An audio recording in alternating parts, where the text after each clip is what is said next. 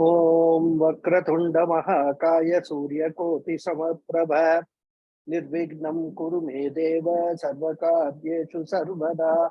Om Shri Mahaganapataye Namaha.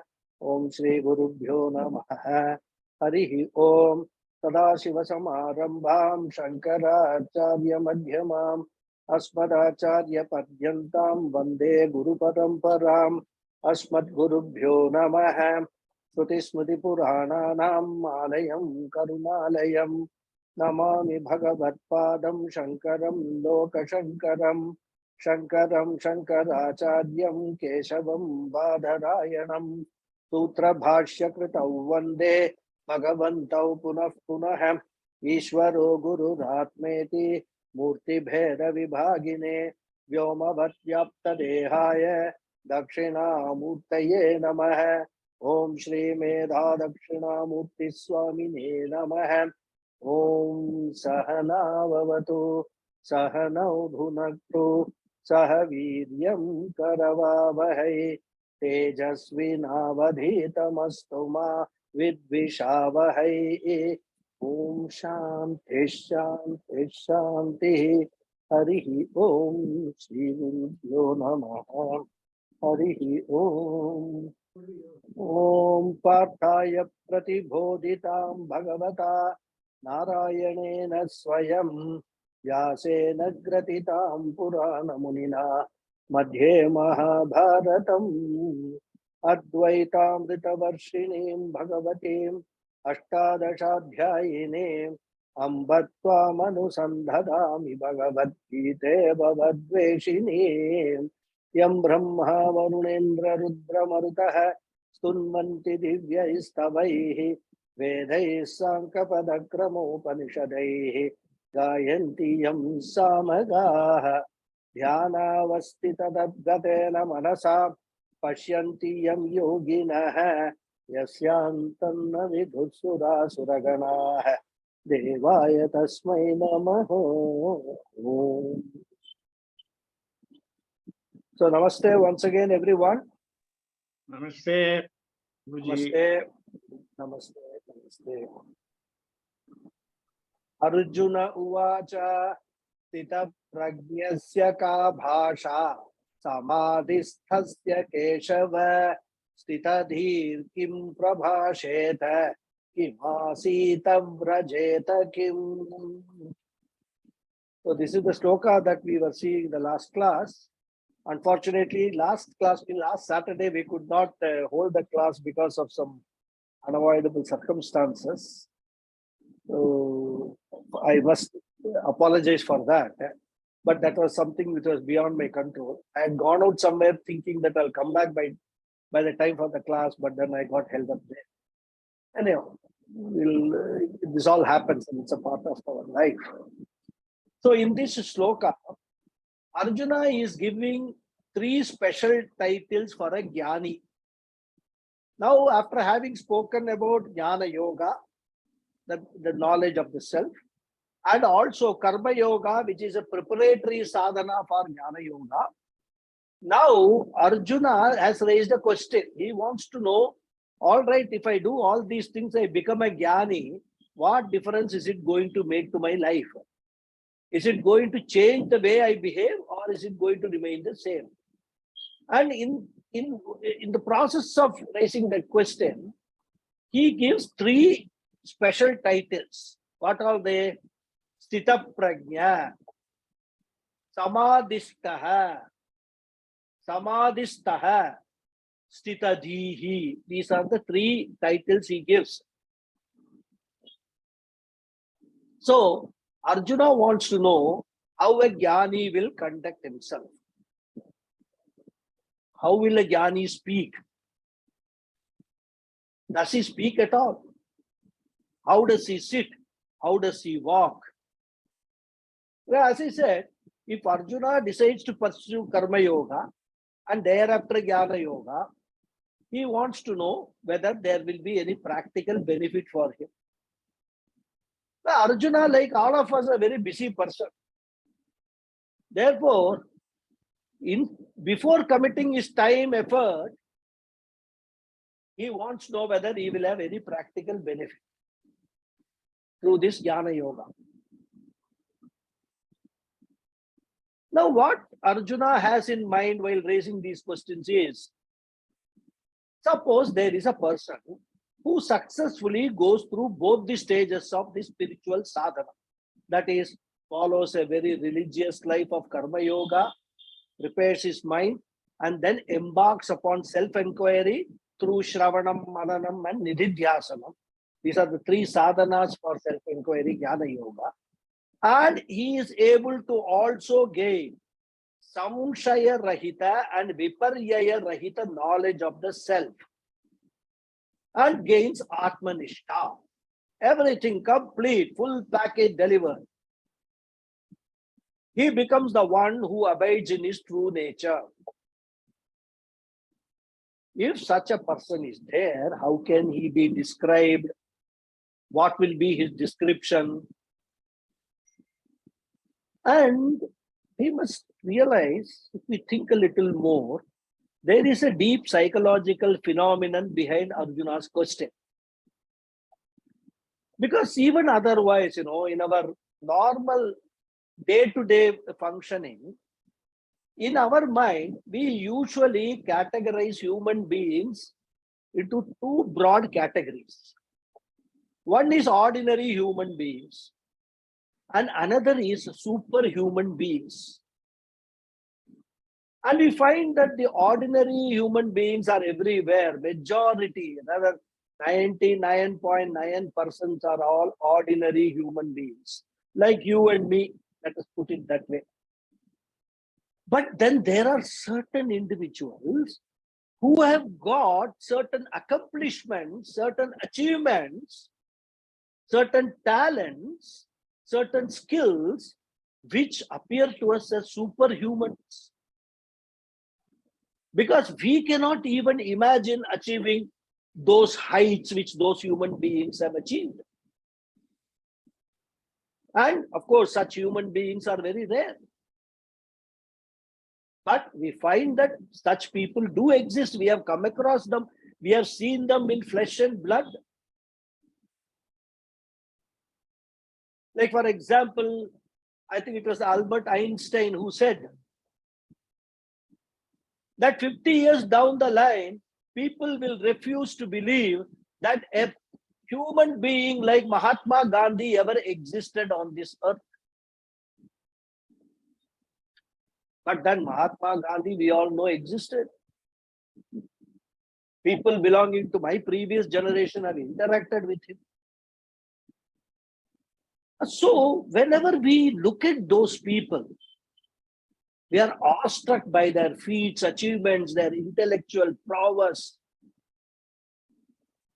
And somewhere in the corner of everyone's mind, there is a deep-seated yearning, a desire for becoming such a superhuman, for being recognized by everyone else, being applauded and praised by everyone, being put on a pedestal higher than every other human being.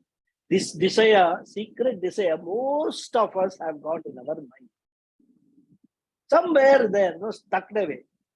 Only our problem is that when we look at their achievements, and if we happen to read their biography and how much of effort that those people have put in to reach that stage, that level, we become a little bit conservative. We don't feel that we can actually do all those things. But that icha, that yearning, that desire, still we have with us. I mean, we even today, when we look at it, for example, very common example which is quoted often, Prime Minister Modi ji.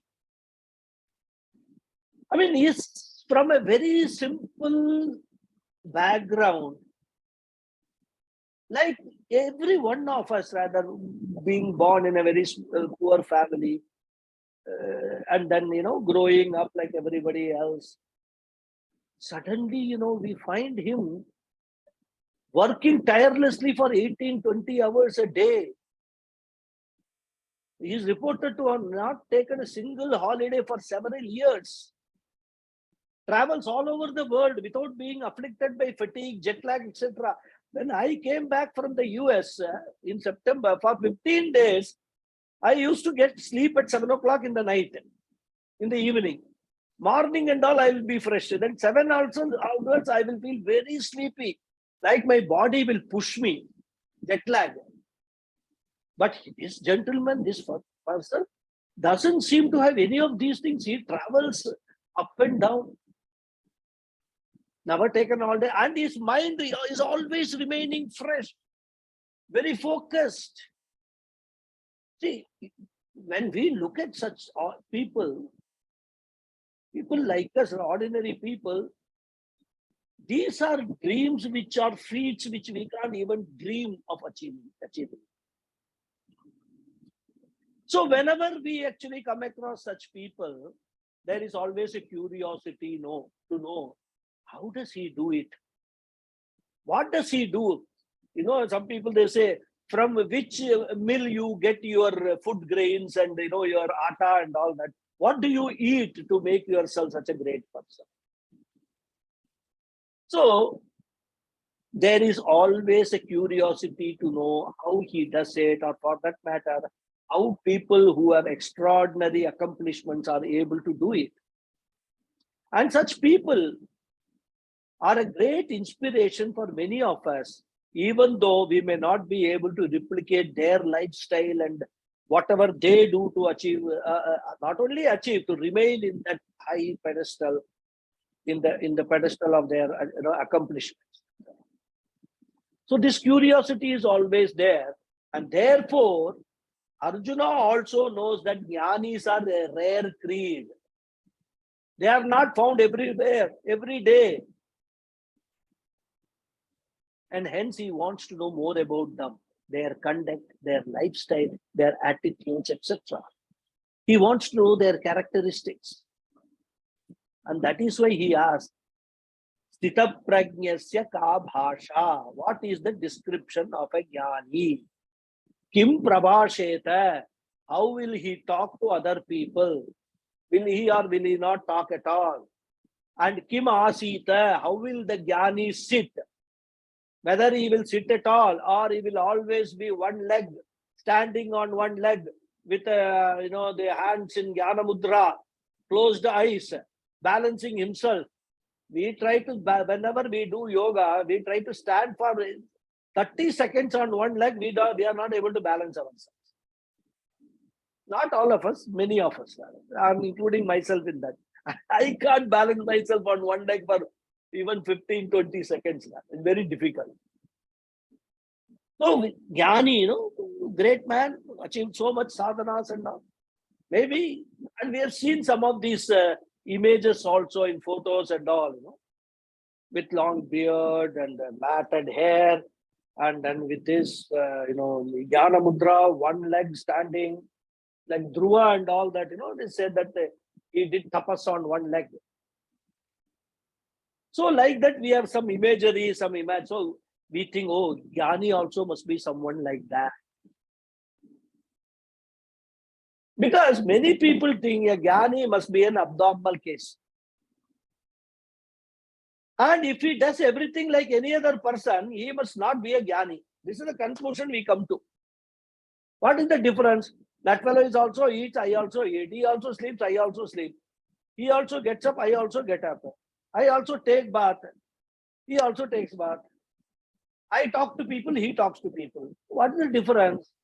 So if he does everything that I do, I know I am not a Jnani. So this person also must not be a Jnani. Therefore, the feeling is a Jnani should be different from others. Something special should be there. At least a Jnani should have a long beard. And he should also have a stick or a kamandalu in his hand. So, people, whenever we talk of Jnanis and Mahatmas and all that, they expect all kinds of physical changes, etc. In fact, of course, long back when I was still a youngster, People told me that Satya Sai Baba, when he walks, his feet doesn't touch the ground. Somebody told me, this is Satya Sai Baba. Great. So once I had a chance to go to this place, Whitefield, and Babaji was there. I mean, there was a evening satsang being conducted. So the very disciplined group, Satya Sai group. I mean, absolutely, everybody is made to sit properly. And then Babaji comes, Satya Sai. He came and he passed through us. I mean, I was in the second or third row kind of a thing. And you won't believe, all through the time that he was passing through, I did not look at his face. I was only looking at his feet, whether they are touching the ground or not. And I found that it is touching the ground. Then I used to wonder why people say all these things about Sai Baba. What I'm saying is, we always expect some great, personality there. We expect some physical difference than as compared to all of us. And that is the background why he is asking, Kim Asita? How will he sit? Because otherwise, this is a very silly question, isn't it? How do you, Jnani, how does he sit? What do you mean by that? So probably somebody must have told Arjuna, like they told me, Satya Sai Baba, his feet doesn't touch the ground. Similarly, somebody must have told Arjuna that a Jnani doesn't sit at all, or he sits in a different way. So, these are all, the what we actually, experience. Then Vrajeta Kim, how will he walk? This example I just told you. How does Satya Sai Baba walk? His feet doesn't touch the ground. So maybe Jnani also, when he walks, maybe his feet doesn't touch the ground. Or some people may say, they have an imagery of, that Ramdev Baba and things like that and all. Because a Jnani is supposed to be, accomplished yoga also. So whether he will walk with his hands upside down. So many such questions. These are all 2-3 questions Arjuna is asking. But you can let your imagination run wild, and what all questions can come when we are referring to a Jnani.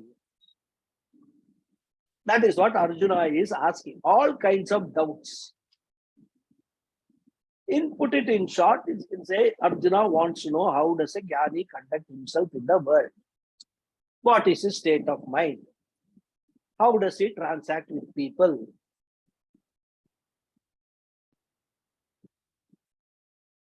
With everybody, will he be the same, or he has got preferences? With other Jnanis, he may interact in a different way. With ordinary people, in a different way. So does a Jnani has different types of behavior? So, Sthita Pragyasya Lakshanani Kim? What is the Lakshana, the description, the characteristics of a Sthita Prajna, who is a Jnani? So this is Arjuna's question, for which Krishna, maybe he is smiling and then going to give an answer, an elaborate answer Bhagavan gives from the next words onwards. Thus Arjuna, Krishna understands this person, this Arjuna, has interest. At least he has been able to kindle interest in Arjuna for Karma Yoga and Jnana Yoga. It is only when you develop an interest that such doubts, such questions come in your mind. If you are not interested at all, you will not bother.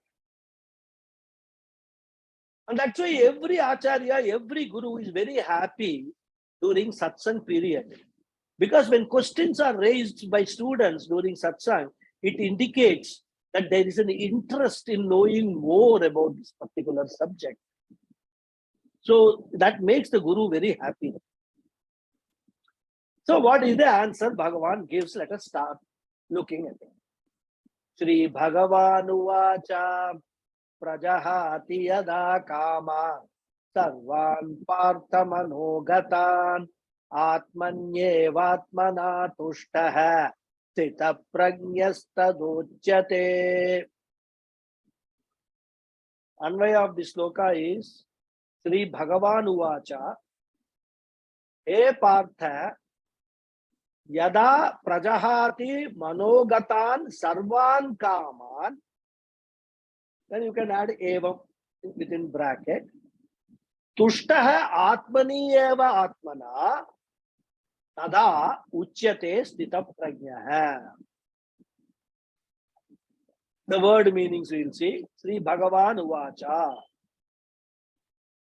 The Lord answered, Bhagavan Krishna answered, He Partha, O Arjuna, Yada Prajahati, when a person gives up, Manogatan Sarvan Kaman, all desires obtaining in the mind.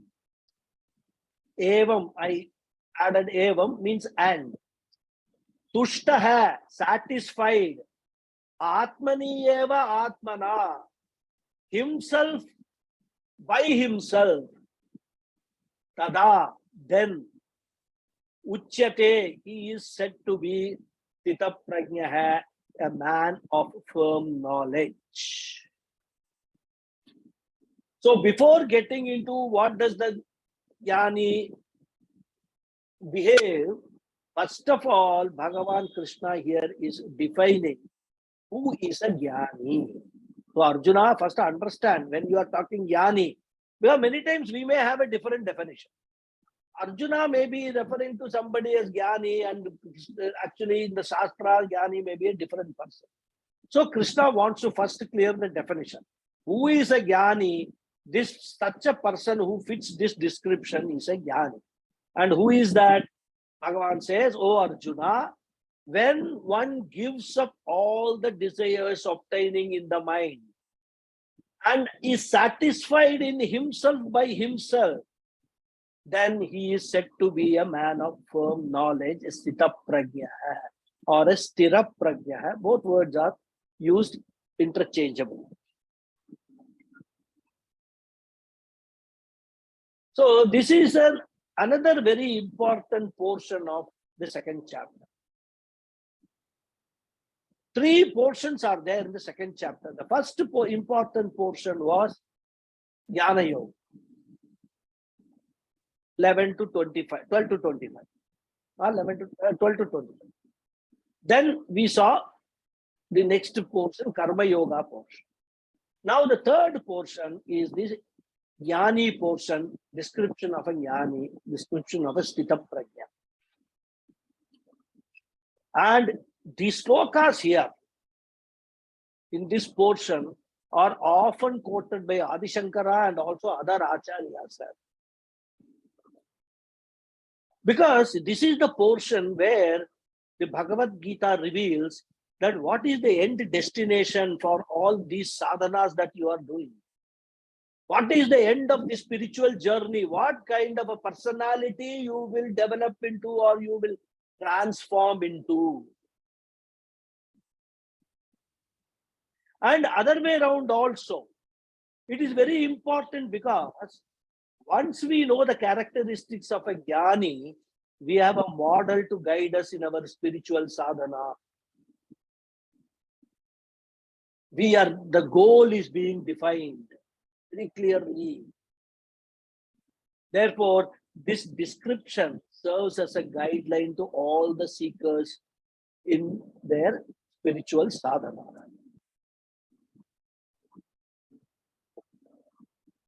And therefore, Adi Shankara says very beautifully, Yani sthita pragyasya lakshanani tani mumukshoho sadhanani. Whatever is the natural trait of a Jnani, they will serve as an example, as a guide, as a guidance for other people so that they can also try to acquire those traits. They can work towards them. What their agenda becomes very clear. Therefore, this portion is an important guideline for every sadhaka. those who want to seriously pursue spiritual or the moksha pursuit. And the second benefit of this portion is, once you are doing the sadhana, Shravanam, Mananam, and also Nididhyasanam, one can do self-assessment and to evaluate to what extent they have got the benefit out of this entire study, Vedanta study.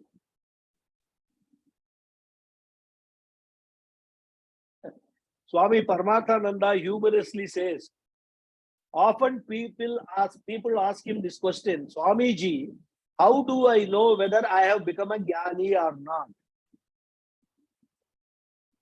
Because after attending Paramathanandaji's classes for maybe 10 years, 15 years, 20 years, for the weekly classes or maybe 2 classes a week, if I have not become a jnani, then I can stop coming from the next class, because coming here and going is itself a big headache.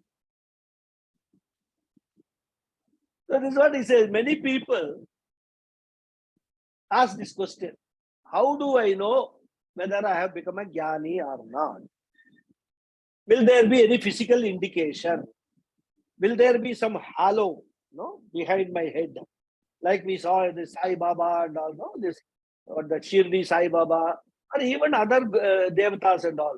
When they put the photo, this painting, they do some put one halo behind the head to show that he is a divine creature, a divine entity and a jnani. So if some such physical indication is there, every day I can get up and watch myself in the mirror, whether there is any halo developing or not. And these are, even though Swamiji says it humorously, I will tend to believe that this actually happens with Swamiji. Many people come and ask him rather, how am I to know whether I have reached the goal? Will Swamiji give a certificate? I hereby certify that so and so and so who has attended my classes for the last so many years and has undergone successfully all the sadhanas is hereby awarded the title of a jnani. Or to whomsoever it may concern, the bearer of this letter is a Sthita Prajna. And therefore, wherever you meet him, hold him in high respect. And if possible, you can also do some Pada Puja to this person. Sometimes Swamiji's humor is so wonderful, So this is a question people ask. How am I to know whether I am a jnani or not? And Swamiji says, if you have got any doubt, you can easily check up by studying these verses. This is the biggest guide. The manual for becoming jnani. Because Krishna will now start telling the characteristics of a Sthita Prajna. And then it is easy. Once you know what it is, we can compare ourselves and see whether we are getting closer to that model, the typical, the working model of a jnani. So we can do that. We can even put a chart, some spreadsheet and all. This is the goal. This is where I have reached the everyday development and all that. But as Swamiji said, there is one very important statutory warning. This portion, this model should be used only to evaluate our progress. This is not meant to judge others. Do not take this model and go around to every Vedanta class. Oh, you are studying Vedanta. How long? I've been studying for 5 years. Okay, now let me check. Take this checklist. Are you a Sthita Prajna? Do you Atmani eva Atmana Tushta? Are you have you given up all your desires and all? You start checking people. That is not the purpose of this. It is only for our own guidance. As I keep on repeating, spiritual journey is an individual journey. It is my journey, nothing to do with anybody else, my wife, my daughter, my relatives, my friends, nothing to do with anybody else. It is my journey. I can only work upon myself, changing my behavior, changing my attitude. I cannot change anybody else. So if anybody is teaching Vedanta with the idea of changing others, that fellow is wasting his time. All that a guru does is hold a mirror before all the students, all the sishyas. This is what you are, and this is what the Upanishad says you should be.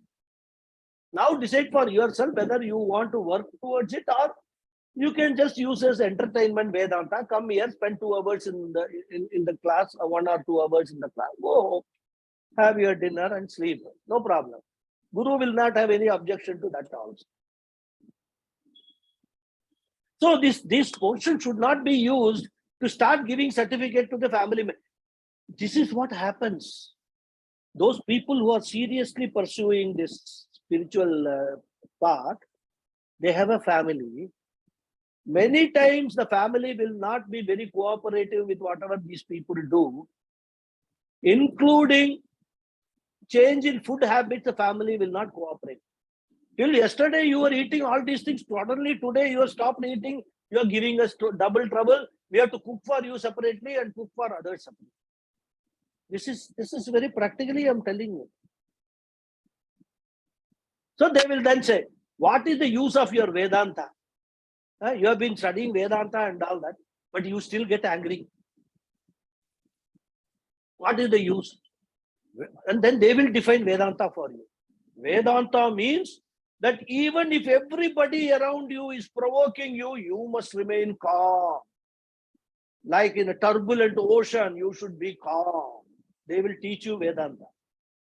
That is what Bhagavan says is Sthita Prajna. What kind of a Vedanta? You are wasting your time and our time also. All these things happen in people who are seriously pursuing this, and they come into conflict with the family's priorities. Therefore, we must use this portion only for changing ourselves. And this portion, as I said, is very important for every seeker. These are all Jnani's Lakshanam, Sthita Prajnasya Lakshanani. Then in this portion itself, Bhagavan Krishna discusses another topic also. What is that? Sthita Prajnasya Sadhanani. Which means, what are the sadhanas to be practiced to become a Sthita Prajna? Because if you just say, what is your goal? How to reach the goal also should be told, you know. So, 2 portions are there. One portion, what are the natural traits of a person who has already become a Sthita Prajna, who then becomes a role model for us to fix our goals. And the second topic is, what are the disciplines or the sadhanas to be practiced to become a Sthita Prajna?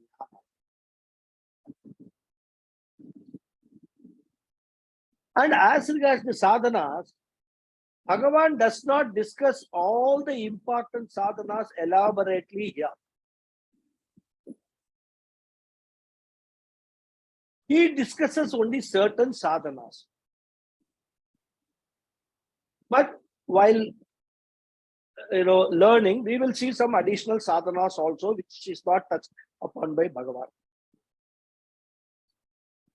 Now, one of the important things Bhagavan has already done is that he has said that everybody has to go through Karma Yoga and then after that Jnana Yoga. If you want that moksha, in the moksha pursuit, these 2 important sadhanas, Karma Yoga followed by Jnana Yoga, is important. There is no choice there.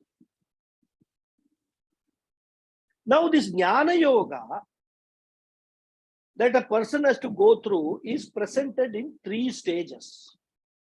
Bhagavan does not talk about this. Now I will talk about that. So this Jnana Yoga is presented in 3 stages in the scriptures. Earlier also I have entered, I think that is in the previous class we had during satsang also, I had touched upon this topic. And so we need a better understanding of these three sadhanas. What are these three sadhanas? What do they deliver? What is the purpose of these sadhanas? We need to understand little more in a little more detail. And from the point of view of Bhagavad Gita teaching. So as I said, Jnana Yoga consists of three stages. The first stage is called Shravanam. Shravanam literally means receiving the scriptural teaching from a guru, which means that Shravanam does not include self-study under its definition. No self-study is allowed. It should be a scriptural teaching, and that too I should not study by myself. I should receive this teaching from a competent guru, competent person. Because we must understand one thing, in order to convey the message, what the Shastra wants to convey about the true nature of all living beings. Many times the Shastra will appear to be contradicting each, with one mantra will be contradicting with another idea which is being given.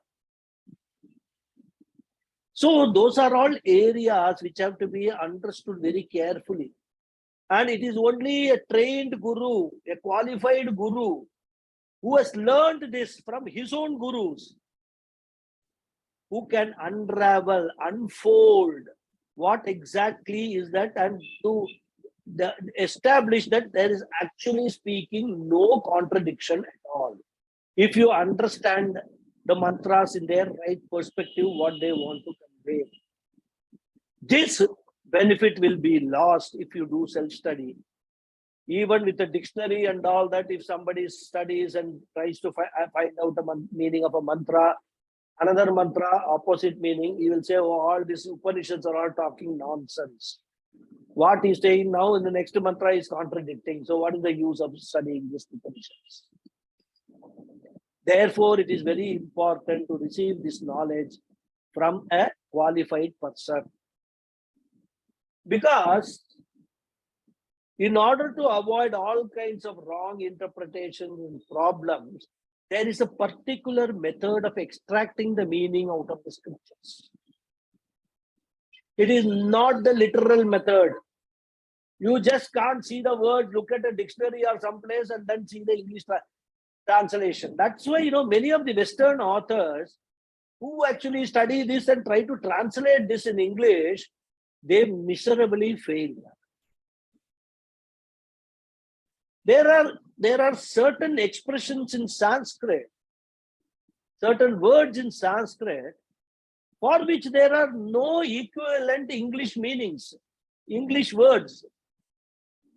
What they do, they try to interpret it and translate it to the nearest meaning which they can find. But then that actually defeats the very purpose of studying the scriptures and understanding their message. And that is why, in any scriptural study, knowledge of Sanskrit is always emphasized upon. One must start gaining knowledge of Sanskrit also, so that once you have developed a very good knowledge of Sanskrit, and you have been reading Adi Shankara's commentary or other Acharya's commentary, Tikas, all those things, automatically your knowledge, your interpretation of the word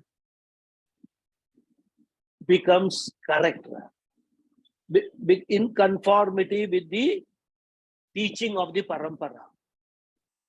So this is the methodology which needs to be used in order to extract the meaning out of the scriptures. So this is the first stage, Shravanam, receiving the scriptural teachings from a competent guru. And this receiving of the scriptural teaching, what will it reveal? It will reveal my true nature, which will help in self-discovery. Because as I said, The scripture and the guru, they are like mirrors. For what purpose do we use a mirror? We know that we cannot see our forehead directly,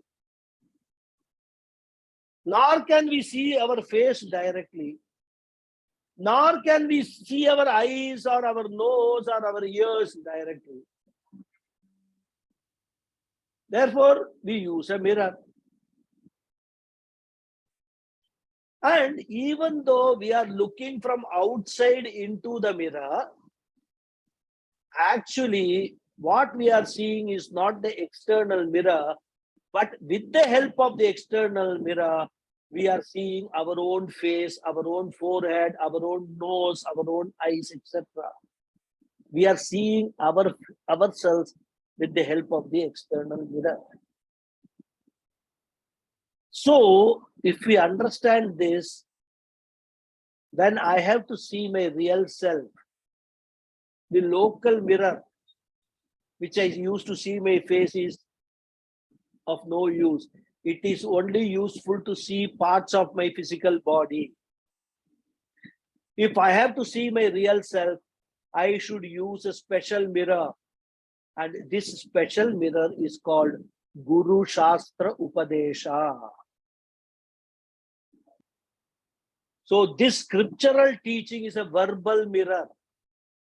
That if a student appropriately uses this teaching, it will help in discovering one's own real nature. Therefore, what does this sadhana of Shravanam does? By receiving this knowledge, Shravanam removes self-ignorance. Shravanam helps self-discovery. Shravanam serves as a mirror to see my real I. And this is the first stage of Jnana Yoga. Even though Bhagavad Gita doesn't talk about all these in so many detail, these stages are all mentioned in the Upanishads. For example, in Brihadaranyaka Upanishad, Yajnavalkya says to Maitreyi, Atma va are drashtavya hai, srotavya hai, mantavya hai, nitidhyasitavya hai. Srotavya hai, Shravanam. Mantavya hai, Mananam. Nitidhyasitavya hai, Nitidhyasanam. And drashtavya hai means to be understood. Atma va are. Are is a very dear address. Maitreyi is very dear to Yajnavalkya. He was equivalent to Yajnavalkya in Vedanta knowledge. And he challenges. She challenges Yajnavalkya. There, there's a very big debate goes on. That is where he says, Atma va are drashtavya hai, srotavya hai, mantavya hai, nididhyasitavya hai. So the Upanishad makes it very clear. A sadhaka has to go through the 3 stages for gaining knowledge of the self. Then comes the second stage, Jnana of Jnana Yoga. As even I am receiving the teaching, several doubts come in my mind because the teacher does not want to encourage the student to believe what all he says. That is the huge difference between our culture and other religions. Other religions are belief-based, faith-based. Whatever the person is in a pulpit, he stands and delivers, or for that matter, from wherever is their guru, so-called guru delivers, everybody has to believe it, have to faith, because he is the one who is authorized to interpret their scriptures and tell the people this is what the scriptures contain. They can't question. Whereas in our system, every guru encourages the Shishyas to raise all sorts of questions. Because Atma is not a matter of believing. It is a matter of knowing. And when knowing is involved, intellect or buddhi is involved. And buddhi will not accept something unless the buddhi is convinced. It should be logical. It should be in keeping with my day-to-day experience. If I show you this bottle and tell you this is an elephant, what will you do? Will you simply because, oh, Acharya ji, Guru ji has told it's an elephant, so it must be elephant. Will you believe it? Some of you, of course, having a lot of reverence to Gurus, Acharya, you may nod your head, yes, yes, yes, it is elephant. But then when you leave the class, you will say there is something wrong. Next class onwards, I am not in here. This Guru, something wrong has happened. He is showing a bottle and asking us to believe that it's an elephant. So even though you may nod your head, you will be convinced that something is wrong with my head. Isn't it?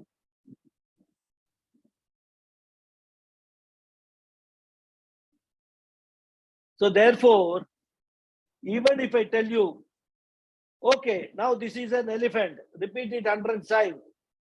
This is an elephant, this is an elephant, this is an elephant. You may still, because the Guruji is telling you may do it, but then I will be losing you from the next class.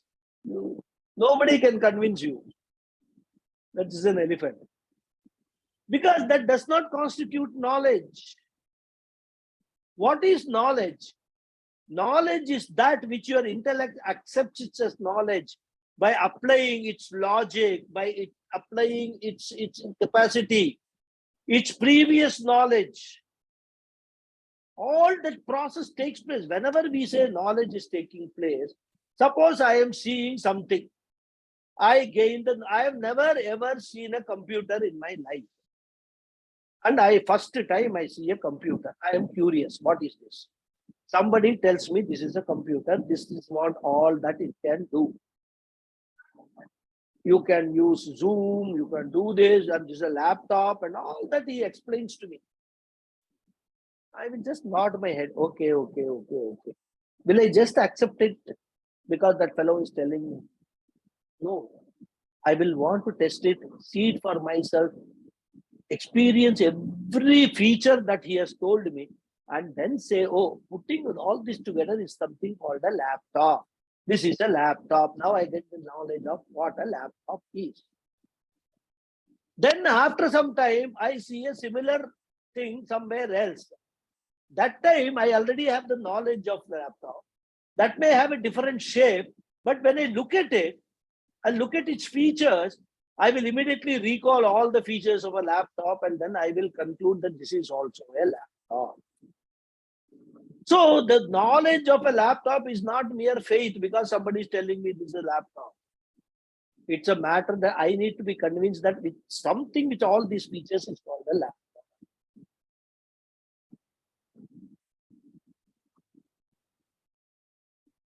So we can deceive everything in the world, everybody else in the world. You cannot deceive your own intellect. If your intellect is not convinced, even if Bhagavan Krishna were to come before you and say something which your intellect cannot accept, you will not accept it. Therefore, Atma is a matter of knowing, not believing. And therefore, the Guru allows the student to think rationally whether his intellect is able to accept this knowledge or not. And if there are any doubts regarding the teaching, the Guru allows the student to raise any number of doubts. Vedanta class is one place where there is no question of threatening, forcing, brainwashing, conditioning, etc. Unlike what happens in communism. Now, Vedanta deals with a knowledge, and what is that knowledge of my real nature? And if after doing Shravanam for a period of time, if you are not convinced, Vedanta does not threaten you. If you don't come from tomorrow's class, you had it. No guru will threaten. Okay, you are not convinced, not convinced. Simple. Only thing the guru will offer is, if you still have got any doubts, at any stage you have got any doubt, if you are interested in pursuing this, you are always welcome. Therefore, the second process of Jnana Yoga is asking my own intellect honestly, am I convinced? Convinced of what? Convinced, because in Shravanam I have been told, you are not the body, you are not the mind, but you are the external consciousness functioning through the body and mind. Am I convinced about that statement, that knowledge that I have received in Shravanam? And until the student is convinced, the guru is ready for any amount of discussion, endlessly. It is not the guru is teaching, okay, this portion I had to teach, I have taught this, now you take it, get it or don't get it, it's not my headache. That is why Puja Swamiji never wanted to have any exam system in Vedanta, in the Gurukula.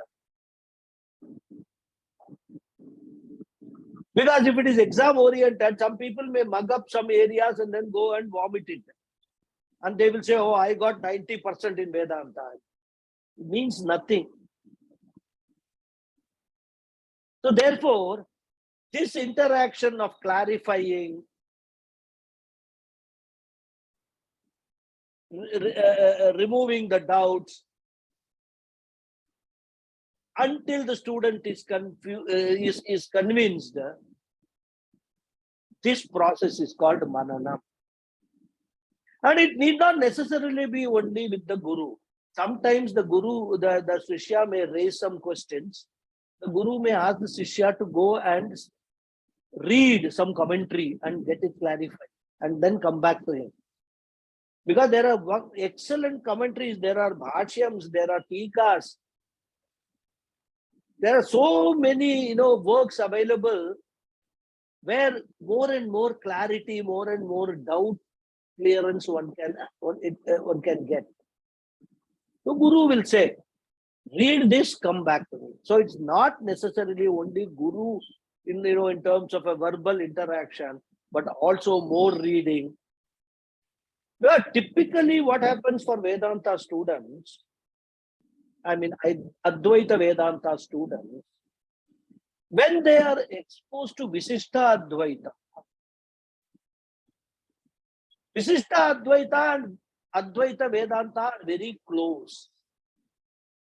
And many times, Visishta Advaita philosophy will appear to be more logical, more convincing than Advaita Vedanta. So because of that, lot of doubts may come up in the mind about Advaita Vedanta, validity of Advaita Vedanta. So for which, and if the doubt is still there, one needs to either drop Advaita Vedanta and follow Visishta Advaita Vedanta, I am convinced about that, or one need to accept that yes, there is an area I have not understood this portion because there is another philosophy, another darshana which is not talking similarly, whether that is correct or not. I need to read more, I need to study more, I need to probably go to different gurus. In fact, many times the gurus themselves will actually guide the student to go to a different guru and learn. That's how Puja Swamiji ended up with 3 gurus. Swami Chinmayananda sent him to the other gurus, and other guru sent him to a 3rd guru. There are gurus who are specialists in Brahma Sutra. So if you want to learn Brahma Sutra thoroughly, there are specialist gurus who will teach only Brahma Sutra, nothing else they will teach. Go and 3 years, 5 years, study with them and learn Brahma Sutra. Seriously, if you want to pursue, all these are necessary. Therefore, the sadhana of mananam becomes very necessary. Because if somebody Unless, of course, he has got such a samskara from the previous births and all that. Somebody says, I have read, I have got the Shravanam, I am fully convinced about what Advaita Vedanta says. I have no doubt at all in my mind. Either he is just saying that because his Guru has told him, so he has total faith in the Guru, and whether he is convinced or not, he just believes what the Guru says. That is one possibility. The second possibility is not understood anything, but he just shakes his head, I have understood everything. But very rarely will there be a case where you read something and you don't have any doubts. And what is a doubt? It's an obstacle which is happening at the intellectual level. So by Mananam, I remove all the intellectual obstacles. And with this, the knowledge has been converted into conviction. It is no more a mere vague hypothesis or an idea given out by the scriptures and the Guru. But now, after I do Mananam, it has become a fact for me. I am fully convinced. I have no samsaya rahita jnanam. I have got now.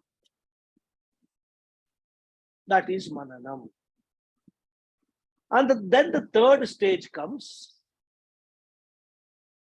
Because up to this, I have handled only my intellect.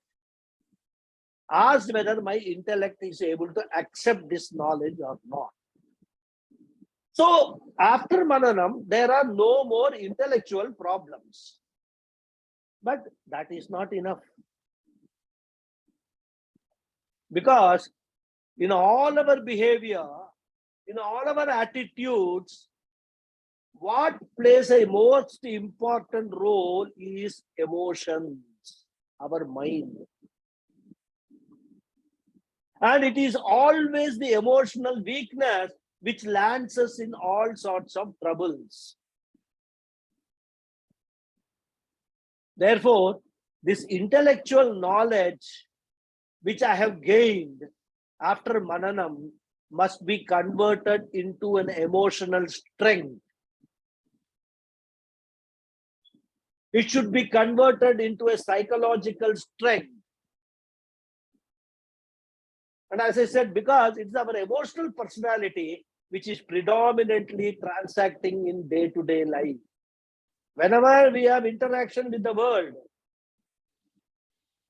the first stop is emotions.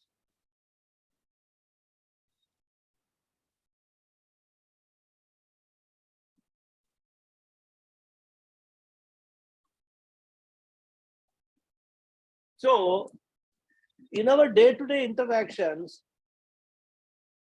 the use of intellect is rare. Many times, when we see Nididhyasanam, I will discuss this in more detail. All our behavior, mostly we will find is reactive. Somebody tells you are an idiot, and immediately we react, you are an idiot. Your father is an idiot. Your mother is an idiot. Okay. Very common. At what level is this the interaction take place? Emotional level. When the other fellow is calling you an idiot, you don't think, okay, let me think whether I am an idiot or not. If I am an idiot, these are all the definition of an idiot. This characteristic I should have, whether I have this or not. If you are going into such an analysis, that is your intellect you are using. Do we ever do that? When somebody calls us an idiot, do we go into a research who is an idiot, whether I am an idiot fitting into that definition or not? We don't. It's called you an idiot, you immediately say you are idiot, your father idiot, your family is idiot, everybody is idiot. Emotional level.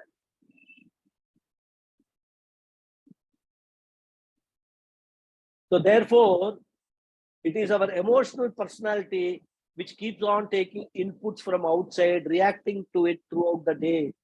Many times we wake up in the morning also and find that the newspaper has not come. It's a very common feature. What is our reaction?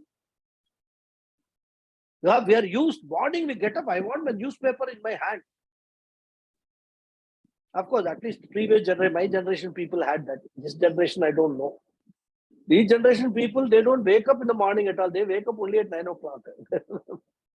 That's a different story. So, when we don't find the newspaper, what is our reaction? Curse everyone from the government to the newspaper vendor. Ah, it's a useless country. Nothing works here.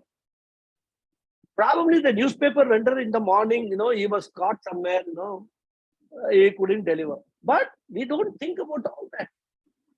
Pure emotional. Forget newspaper. We are used to getting our morning coffee, wet coffee. At a particular time when we wake up, I want it. Morning coffee or tea, whatever. It doesn't come. Emotional reaction immediately. So if we observe all our activities during a day, we will find that we are mostly driven by our emotional personality in our interactions in the world. All our agitations, frustrations, jealousy, anxiety, anger, irritation, etc. are all a series of emotional reactions. Therefore, if I do not strengthen my emotional personality, the knowledge which I have gained through Shravanam and Mananam will remain isolated, and in my day-to-day situation, I would continue to be as bitter and as sorry and as much a samsari as before. Every movement disturbed by something, irritated by something, afraid of something, angry, frustrated, worried, all kinds of complexes I will be continuing to do. And on the other side, Vedanta will also continue.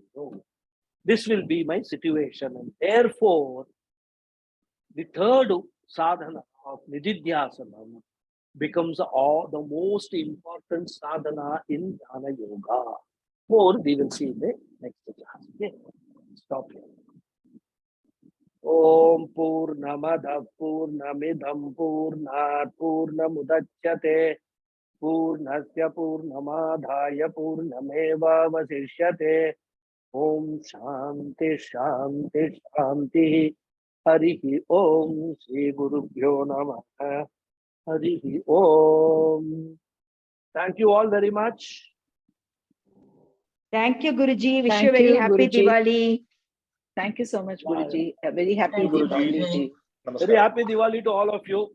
Thank you so much, Namaskaram, Guruji. Steve Guruji. Thank you. Enjoy your Thank you, Guruji.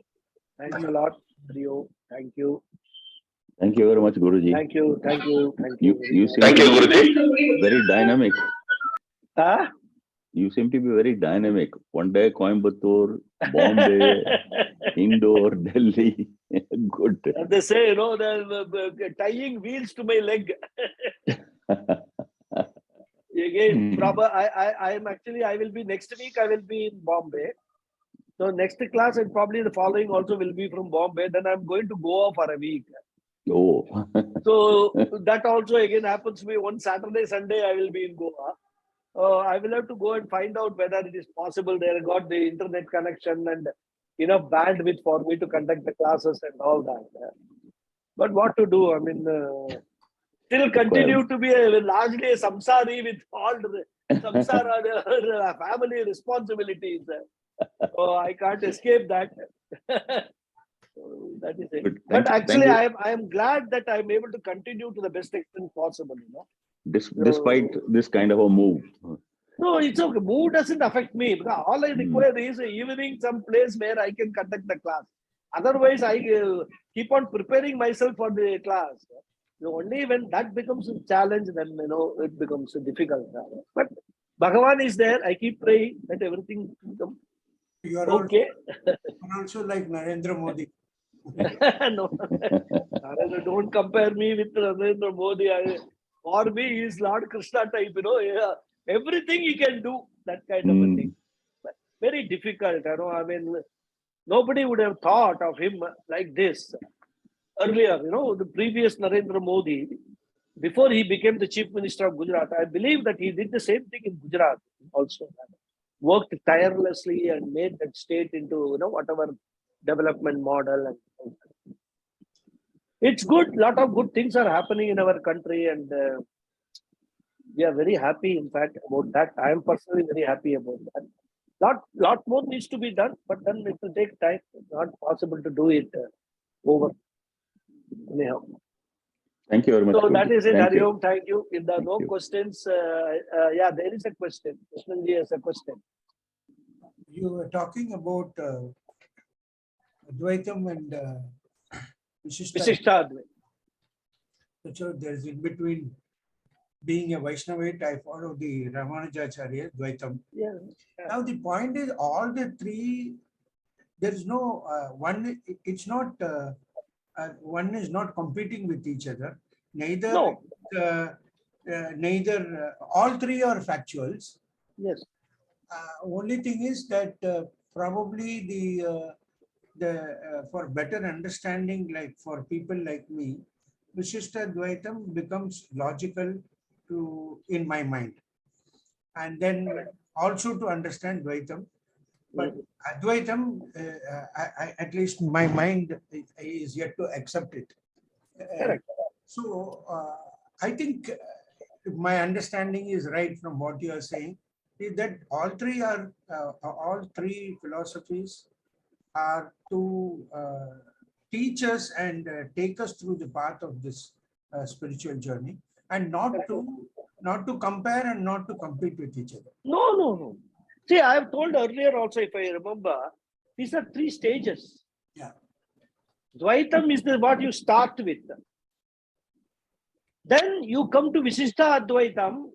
What you have learned in Dvaitam is not falsified. But that knowledge what you got in Dvaitam is improved. So you had a certain perspective of this Jagat. Now, ultimately, all these philosophies deal with three entities: Jiva, Jagat, and Ishvara, and the interrelationship between all the three. Right? That is the basis of all these philosophies. So when we are trying to understanding Dvaitam, we are seeing Jiva as separate, Ishvara as separate, and Jagat as separate. That is our experience also. Practical experience, we see, we find Ishvara is in the temple. Jagat is everywhere. I mean, I am interacting with the Jagat. I am different from everybody else. So there are three entities we deal with in Dvaitam. When we come to Visishta Advaitam, when we start comparing, that at experience level, nothing has changed. So that remains valid so far as all my transactions with the world is concerned. Dvaitam remains very much valid. Now in Visishta Advaitam, what is happening is the relationship between Jiva and Ishvara, which earlier was being talked about in Dvaitam as totally separate entities, in Visishta Advaitam, that relationship is given what I would say, a twist, if you can call it. It says that, actually speaking, Jiva and Ishvara are not separate, but at the same time, they are separate also. And there, you know, that you have got the explanation of Anga Angi Bhava. So, Jiva is not equivalent to Ishvara, but Jiva is very much part of Ishvara. Ishvara is the whole and Jiva is a part. So, this is improved understanding of the equation between the three entities. Still at that stage, from a transactional point of view, Dvaitam is not falsified. Just because Jiva is an Anga and Jishvara is an Angi. Because there it was a Dasa Bhava in Dvaita. Right? I am a servant of Ishwar. That was the Bhava in Dvaita. Whereas here, you are not a servant, you are a part of Ishwara. So that is the Visishta Advaitam part. Now, when you come to Advaitam, what is the first thing that we should do? Because all these philosophies Where do they culminate? They culminate in the Upanishads, Veda Anta. All are based on Vedas only. They are all what we can call, Astika Darshanas, based upon accepting the validity of the Vedas. Now, the Vedas itself, then we have to go a little deeper into what is the teaching of the Vedas. The teaching of the Vedas, Purva Bhaga, totally fits with the Dvaita philosophy.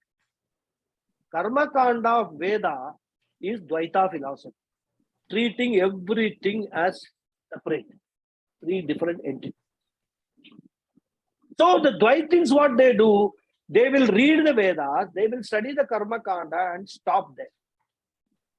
And Dvaitins actually refuse to accept also is Vedanta, Upanishads are part of Vedas.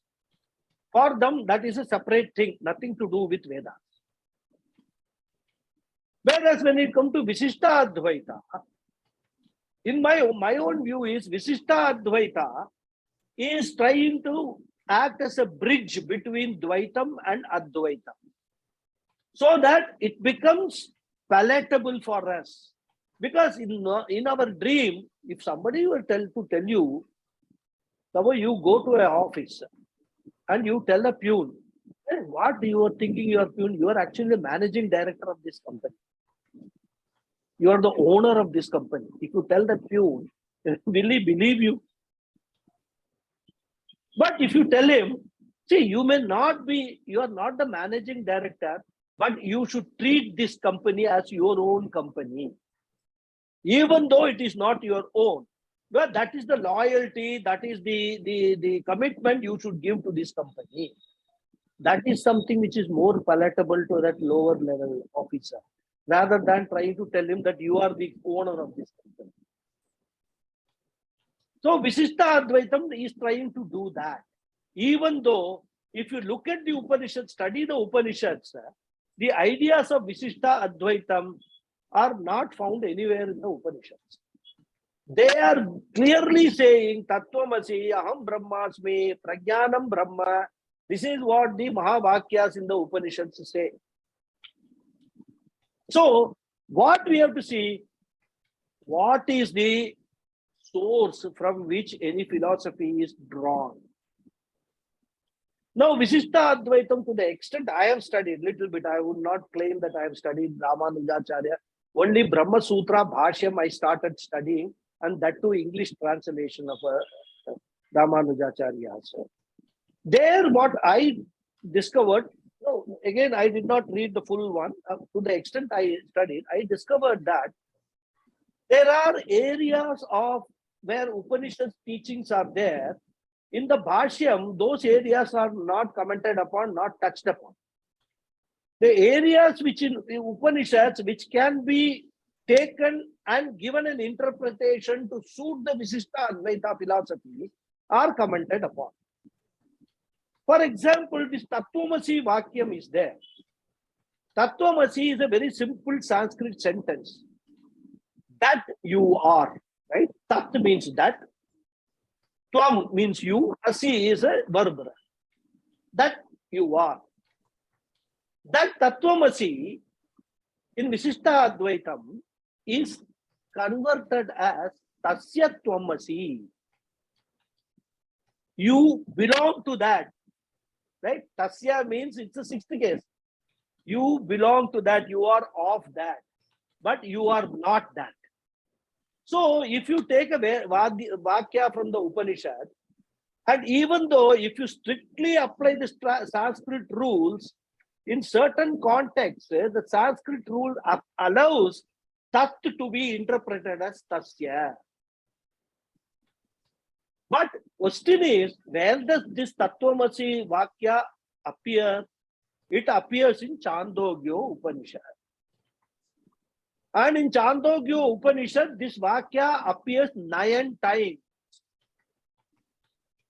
Now we have to see, if it is appearing in Chandogyo Upanishad, if we have to understand the Tattvamasi Vakya, what exactly the Upanishad wants to convey, whether it is conveying as Advaita or it is conveying as Visishta Advaita Darshana, We have to read the full Upanishad to see where, if in the Upanishad itself, elsewhere, there are some references which clearly makes a statement that this Tattvamasi should be understood as Tasya Tvamasi, which then we don't find in Chandogya Upanishad. So then we say that Visishta Advaita actually takes us one more step towards the reality from Dvaita. We are not discounting, we are not dismissing, we are not saying Visishta Advaita is wrong. But what we are saying, that is not the ultimate. Ultimate from Visishta Advaita is Advaita. That is what is all the Upanishads. I mean, forget Chandogya Upanishad, is one Upanishad. But you see Brahadanandika, Kato Upanishad, the Ishavasya Upanishad, everywhere, then Mandukya, Mundaka Upanishad, everywhere the message is uniform. All Upanishads talk about Brahman, Atma being totally eternal, independent, whatever definitions of Atma is given in Bhagavad Gita, we have seen that. 12 to 25. That is what all the Upanishads are saying. So then when you read all that, then you then start again whether this is complete knowledge or this is knowledge subject to doubt. Now, when we are sitting in a Visishta Advaita class, a student can raise the question that this Upanishad says this, but this is not what you are telling us. Can you clarify? The Guru should not have any problem in clarifying his perspective, what the Upanishad said. So, even though Ramanujacharya is credited for Visishta Advaitam philosophy, even during Shankara's time, Visishta Advaita philosophy was very much there. And if you read the Brahma Sutra Bhashyam of Adi Shankara, he has dealt with all these things with examples, with quotations from Upanishads, that not only Visishta, he has given clarification of Buddhism, Jainism, Dvaitam, Visishta Advaitam, all philosophies, he has dealt with Brahma Sutra Bhashyam. And that is why Brahma Sutra Bhashyam is the topmost, Brahma Sutra itself and then the Bhashyam, topmost text which contains clarity. So when we are doing Mananam, one of the important texts one should study, Brahma Sutra Bhashyam. One should study the Brahma Sutra Bhashyam of both Ramanujacharya and Adi Shankara. Both one should study. And then compare it, convince yourself. It is not to teach others for our own. That is why I said, we have to convince ourselves that I feel that Visishta Advaitam is more accurate than Advaitam, or other way around. I feel Advaitam is the one which is giving the Upanishad. Visishta Advaitam doesn't go the full length. This conclusion, once you come, and then your choice is made, Visishta Advaitam or Advaitam. So that is how, it's not a debate whether this is better or that is better, this is right or that is right. What I am convinced with is what is right for me. What is right for me may not necessarily be right for you. That does not make me wrong or you wrong. That is the matured understanding we should come into. And even today, I tell you, when Acharyas like Shankaracharya meets a Jier or somebody from the Vaishnava, they don't discuss all these things. For them, whether he is Jier or whether he is Adi Shankara, it is only Loka Kalyanam which is important for them. All these discussions are at our level when we are trying to learn and all that. Ultimately, no philosophy says kill others, at least our philosophies I am telling, kill others, trouble others to make your own living. All philosophies, we all say Sarve Jana Sukhino Bhavantu only rather. That is the common thing. That is where we have to achieve. Whether you are a sannyasi in the Advaita stream or a sannyasi in any other stream, every sannyasi has got only one philosophy. And actually speaking, once you become a jnani, a knowledgeable person, a jnani need not necessarily be Advaita jnani and Dvaita jnani. A person jnani becomes a jnani. All these differences, Dvaita, Advaita, Visishta, Advaita, all that vanished. So this is a lot more to go, lot more to understand, lot more to study. And cannot be any debate whether this is superior or that is superior. All Advaita says, all Adi Shankara's approach is, I am teaching you what is there in the Upanishads as per my understanding. If everybody, in fact, during Adi Shankara's time, most of the people, they were karmakandi. Once there was one set of people who were only karmakanda people. Then some people, they recognize the validity of Jnana Yoga, Vedanta. Then they said that Vedanta is not separate from karmakanda. You should pursue all your karmas along with gaining knowledge. That is where Shankara differed.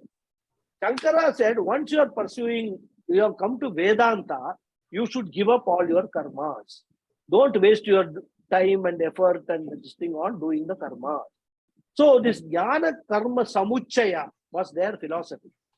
And when you read the Bhashyam, Gita Bhashyam, Kathopanishad Bhashyam, everywhere Shankara has come up with this. His main attack is on the Jnana Karma Samuchaya people, who think that one has to continue till death doing all the karmas, and at the same time one can pursue Jnana Yoga also.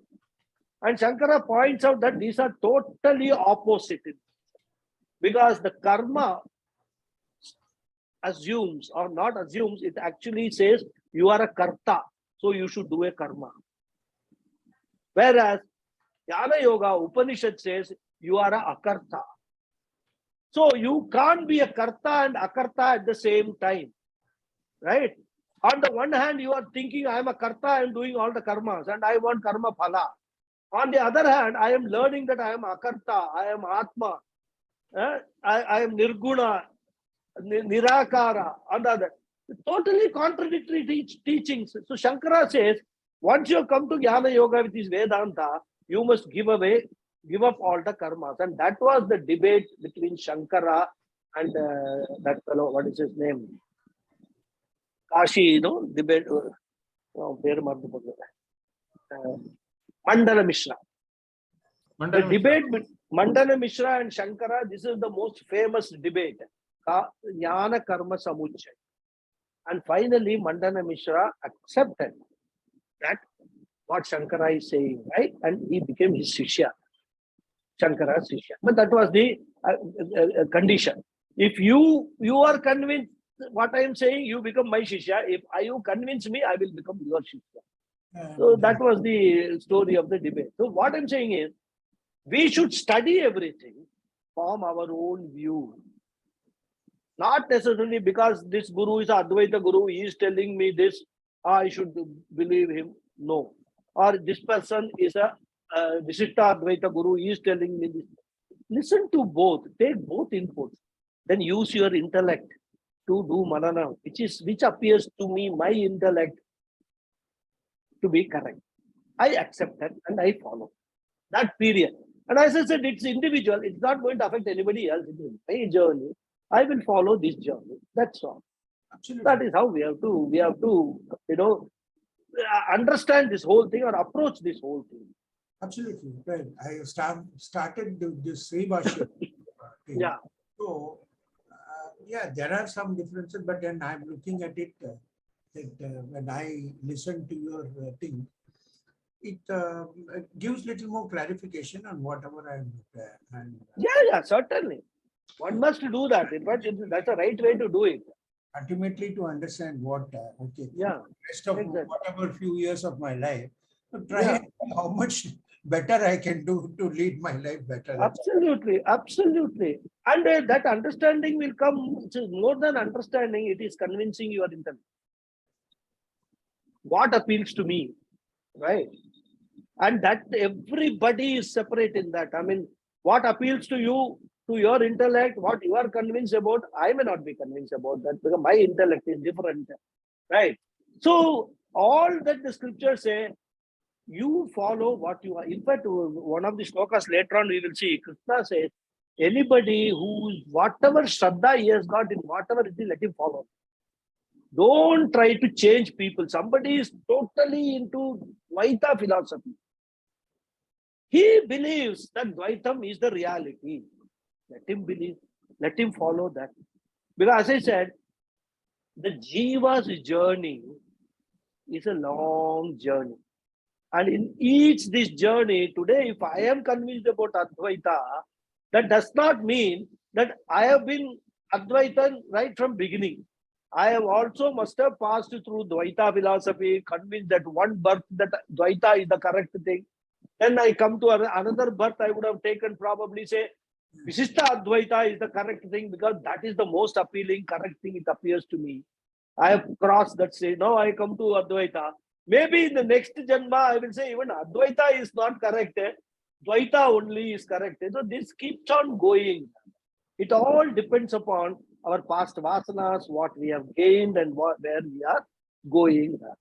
So with that approach, without any result oriented, I must in this birth, by the time I am 80, I should become a jnani. All that kind of a target and all, we should not have it. Let us do our sadhanas. Let us continue to do what best we can do in terms of, like he said, Sarvan Kaman Prajahati Sarvan Kaman. All that unnecessary desires which are there in our mind, which cloud our thinking, which actually make us do things which we otherwise we will not be doing. Those things and all, if we are able to gain control, mastery, manage those things, that itself will be a very big step for us in spiritual sadhana. That's what we have to cut. We have to follow. That's all. More than that, whatever comes, it will come. We don't need to, because even moksha, strictly speaking, should not be a desire. Even though moksha is defined as a ichha, but that desire also should not be there. I will continue to do my sadhana. If moksha I'm going to get in this birth, well and good. If I don't get it also, okay. That attitude we must approach, take this, with that attitude we must pursue this spiritual. That will be the ideal situation. Moksha should happen. It should happen, but when it will happen and all, okay. I mean, theoretically it can happen now. But as I said, next class I will discuss the viparyaya business. The nididhyasanam, importance of nididhyasanam. Because this moksha or freedom or liberation, whatever name we give, that will all depend upon how successful we are in nididhyasana. Because that is the biggest obstacle for our getting freedom, getting out of the samsara. I will discuss that with examples in the next class. You will see that unless and once you understand that, you may have, oh, yes, correct. What is being said is correct. But you try to practice it. One day you can't practice it. Even for a day, you will immediately go back to your normal, natural, reactionary self. Correct. Absolutely. So, this is not very easy kind of a thing. But then that is why Bhagavan says once in a, million people only reach that stage. So let us try to be that one in a million. Let's continue the journey. Okay. Thank Any you. more questions? Thank you. Thank you so much for taking in so much details. Thank you. No, details are there. That is the possibility. I think I have taken everybody else's time. No, but everybody is staying back means they are interested in this discussion. That is the indication. Otherwise, they would have logged out and gone. So everybody is interested in knowing more. And in fact, many times the satsang sessions are more fruitful, more. In fact, Premaji has sent me a message asking something more about nididhyasana, right? Viparyaya. I will be dealing with that in the next class. Premaji. Yes, Yeah, this was the sorry. This was the lead up to Yeah, that. this was the lead up. So, Yeah, I didn't want to, because many people, that discussion we had in the satsang in the last class, right? yes. So many people were not there. And if I start with that viparyaya, what it is, they will be lost. So then I wanted to go ahead with this sloka, where I knew that I was going to cover this, this Shravanam Mananam. Nididhyasanam, when I cover, it will be much more detailed in the next class. Where you are yes, down Guruji, also, that was I will try excellent. So I will Yeah, try to it was clarify of your great doubt. interest. Yeah. It was of great interest, and it's also leading into a systematic way of thinking, how to put things together in Exactly. perspective, and to see where we stand. Where we stand, yeah. You can continuously do self-assessment in this, every day.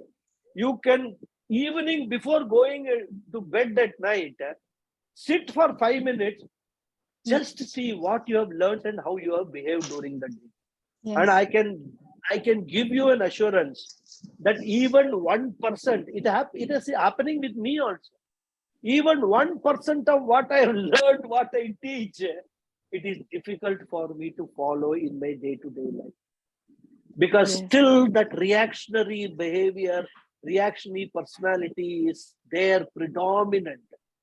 So much of work one needs to do to convert that into a responsive personality, from a reactive personality to a responsive. You should not react to situation. Whenever a situation comes, take it in, analyze it, then give a response, an intellectual response, not an emotional reaction. To reach that, very, very difficult. And that is the whole purpose of, I will explain in the next class, all these things. So that is something which, if you are seriously interested, we must work on all those things along with Yeah. learning what more Krishna has to teach us. Yes, Right? it's eternal vigilance. Guruji, Eternal Guruji, I vigilance. The have one question. absolute awareness Guruji. every moment. Yes, yeah. Who is that? Anjali ji? Anjali, yeah. Yeah. Tell me. Yeah, Tell me. no, I don't want to disturb you. You can you can No, there's no complete disturbance. first Come. this. Yeah, See, yeah. in the satsang, we are having a discussion, In right? in the while talking, this you told that in the Gurukulam there was no examination because Swamiji don't used to believe in that. So, what were the ways of assessment of a student then? No assessment. No assessment, self-assessment. Nobody in Vedanta, Mm. you cannot afford to be judgmental. Mhm. You cannot judge others, what they have gone, what they have not gone. Only person whom you can assess is your own self. So when you are studying in the Gurukulam, you must be aware what you are, what is that they are trying to teach, right? And honestly, let me tell you, in 3 years in the Gurukulam, I did not get much idea of what the whole Vedanta was about. Mhm. Honestly speaking, it is only after I left the Gurukulam, then I started reading what all they taught again, and then listening more and more to Swami Paramatmananda's talks on that Viveka Chudamani. He gave a talk in 2020, 108 verses of Viveka Chudamani. Mhm. That was based upon what Puja Swamiji had done in Rishikesh, 108 selected verses of that talk. I'm not listening to Puja Swamiji's talks, but I listened to Swami Paramatmananda's talks. That actually clarified so many things in my mind. Then only I got the courage to teach. Acha. So otherwise, if I am confused, how can I convince you? Right?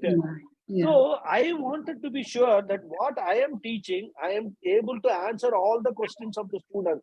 My mind is very clear what my conviction is. Once that is there, then any question that comes, I will be able to handle that question and clarify the doubts of the students. So this is a process. Even in Gurukulam, I personally feel, when looking back, I did not get as much I should have got. Maybe other students got much more than me. It takes time. There were students who have been with Puja Swamiji for 15 years. I only knew Puja Swamiji for 3 years. So all those things are there. Yeah. And Guruji, at the beginning of the course itself, one of the things that was mentioned was come with an open mind. Yeah. Open So mind. when you have already the cup is half full, it's difficult to remove the other half and focus. The So only that thing if which you- Puja Swamiji used to insist on, while you are learning Advaita Vedanta, don't read or learn other philosophies. First learn what Advaita Vedanta has to say completely. Then you will reach the Mananam stage. At that stage, you can read other philosophies. Otherwise, he says, you read half of this, half of that, you will be totally a confusion galore rather. you will never have any true, understanding of any philosophy. So at least have one as your basis, and then you read the other philosophies to get an overall understanding, overall different points of view. And then, as I said, you get convinced which philosophy or which thinking your intellect is able to accept and absorb. Follow that. So again, that's not because you have done Advaita Vedanta 3 years, you now become Advaita Vedanta. If you talk about Visishta Advaita Vedanta, I will take away all your knowledge and all that such thing and all, doesn't happen. So that much. So, but then when you are studying something, don't, expose yourself to other thinking, then you will become totally confused about everything. So that, from that perspective, Puja Swamiji used to say. And when we come to Brahma Sutra and all that, we discuss all philosophies. In fact, one sutra in Brahma Sutra, we will do only in Chatush Sutra, 4 sutra. Out of 555 Brahma Sutras, we are taught only 4 sutras in the along with the Bhashya. One sutra classes goes on for 15 days, and that too sometimes 2 hours, 3 hours every day. Just one sutra we will be studying for about 45-50 hours. So last 2 months of the course is 4 Brahma Sutra, 15 days each. This is that much only Brahma Sutra. And that is only Puja Swamiji. Of course, we can't. Brahma Sutra 555, you have to read with Shankara Bhashya, means rest of the life is gone. Right? Unless you are such a great intellectual, this thing, once you read or study, everything gets registered. We are not like that. If we had been like that, I don't know where we would have been.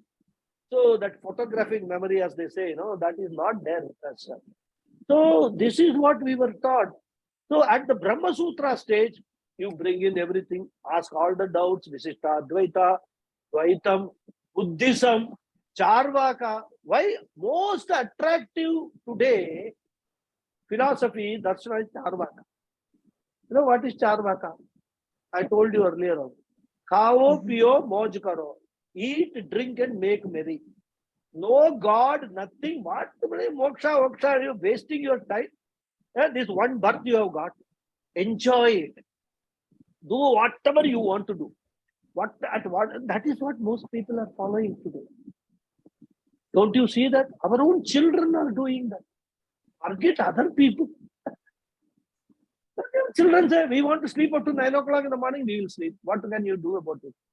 Hey, you have to get up in the morning. Forget it. You do all the old people. We will sleep till 9 o'clock in the morning.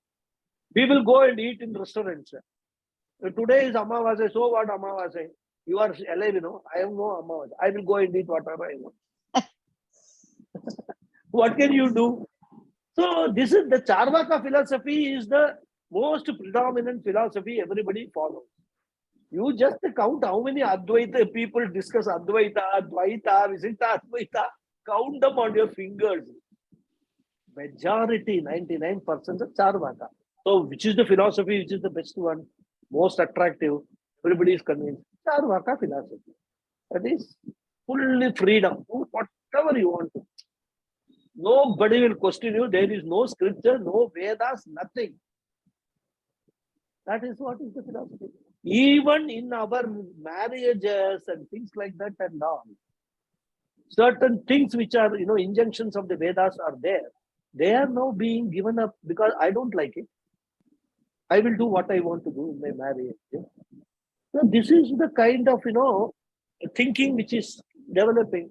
In that people like you, me and all are all, like very, very small, minuscule people rather. So we have to see everything. And then ultimately, okay, I don't like Charvaka philosophy because I personally feel that I am a Jiva and I have got a journey. Okay, that's for me. I will follow that, irrespective of whether children follows it, my spouse follows it. I don't care. I will follow what I want. That much is what we have to focus on, nothing else. So that is it. Yes. Thank you. Happy Diwali. Happy Diwali And, to all of you. All We best meet, wishes to everyone. Next Saturday, we will meet all. Enjoy. Have a nice Diwali.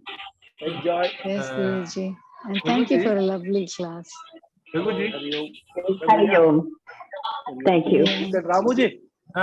Swami Chinmayananda used to say introspection as a sakshi, as Yeah. watching parade. Be the witness to your own actions. As you are watching a parade. As you are watching a parade. That is how you distance yourself from your body, mind, sense complex. Your body, mind, sense complex become a screen. You are watching what it is doing. And when you are doing that, you know how to correct it, how to change it, how to make it behave. But sometimes, of course, when you are watching also, it does all things that he wants. That of course, at least you are watching, you are aware of it. That awareness, every moment of our life, our waking life, we are aware of what is happening. That is the most important sadhana. And it is very difficult sadhana also. What to do? We have to, if we are in that position, we have to do that. You are right. I mean, Swami Chinmayananda, Swami Dayananda Saraswati, all these people will give the same message only. And you will hear the same message from me also. Because they are all my gurus also. That is what it is. Okay. Dhanyawada. Okay then. Dhanyawada. Happy Diwali to everybody.